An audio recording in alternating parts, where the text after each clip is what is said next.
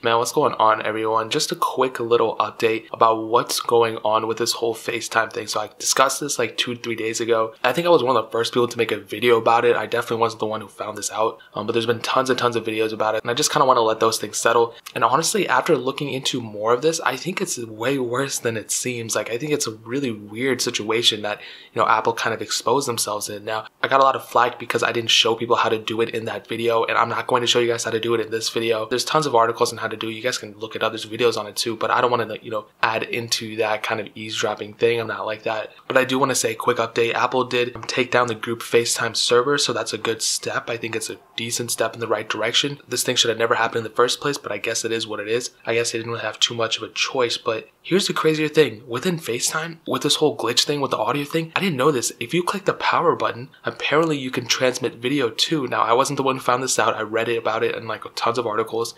But that's even worse than what it was before. I thought it was just the audio. But now, apparently, you can do video too. Now, that's just super, super crazy. And I kind of want you guys to remember that, okay? That the audio and video can be transmitted. Now, I want to bring up this other point, but I'm going to bring that video and audio thing back up in a second. But this problem was reported literally 9 days prior to this being like known to the public. So before everyone knew about it and it was like crazy, this was reported, and Apple, and I think it was tweeted, but then they also made a system bug report, diagnosis report, whatever, the thing you could submit through your phone. They submitted that, and that seemed like a pretty big bug. I mean, to me, that would seem pretty crazy, like pretty important to do. But why didn't Apple take initiative to go and fix that? I mean, what's more important than that? Is it the system speed? Is it making... But this seems way more important than that. And if somebody can eavesdrop into you, that's a humongous privacy concern. And maybe Apple saw that tweet, or somebody saw that tweet and kind of dismissed it. They were like, maybe it's not that important. But I feel like if it's something even close to that, that's kind of important for you to go and even like check out, because you need to replicate the problem before you can fix it.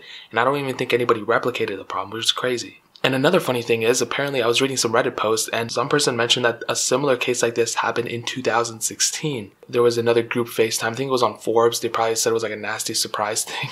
That's kind of weird. How does a problem just kind of re-happen all of a sudden in the middle of like an iOS 12.1? I mean, iOS 12.1, what happened before iOS 12.1? There was nothing in it that allowed you to connect to the audio, but something within iOS 12.1 in later versions, that's kind of weird that happened, man.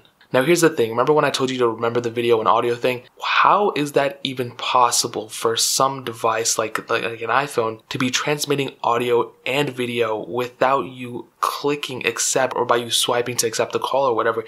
How is that even like possible at all? Because I thought before that the camera's kind of like a MacBook or something. Like, the cameras aren't on all the time. Maybe the audio's not on all the time, the microphone.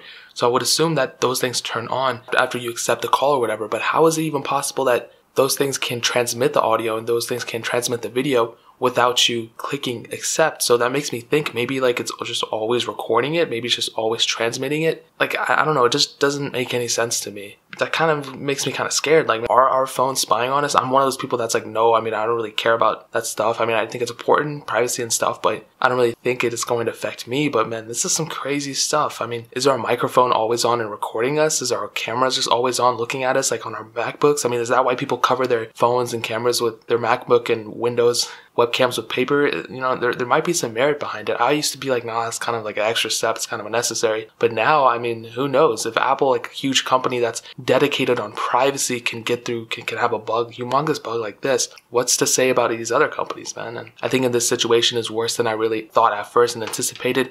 Obviously, Apple's going to put out a bug fix. It's probably going to be today, honestly. But I still think at the end of the day, it's really, really bad that a company like Apple can have an exploit like this and not even take action on it. Because like I said, they reported like 9 days ago before. So I feel like Apple needs to go spend a little bit more time looking at these bugs. I've been saying for like 5 months now that there's still a lot of bugs in iOS 12. iOS 12 is not perfect. I've been saying that for so long. And Apple needs to push out more updates, more iOS updates, so then they can continuously fix these problems. We see like weeks and weeks and weeks before another version of iOS, and that's ridiculous. So that's pretty much where I'm going to end it off. If you guys have any questions or anything to add, leave it down in the comment section below. Hit that like button. That don't mean so much, but definitely hit that subscribe button. Every single subscriber that we get really does count, so don't mean so much if you guys can hit that. Also, check out the other links down in the description as well. My Twitter, my Instagram, my second channel, all those links are linked down below. I would really appreciate if you guys could check it out. But more importantly than everything else, I love every single one of you guys. Hopefully I'll catch you guys in the next video. Peace out till then.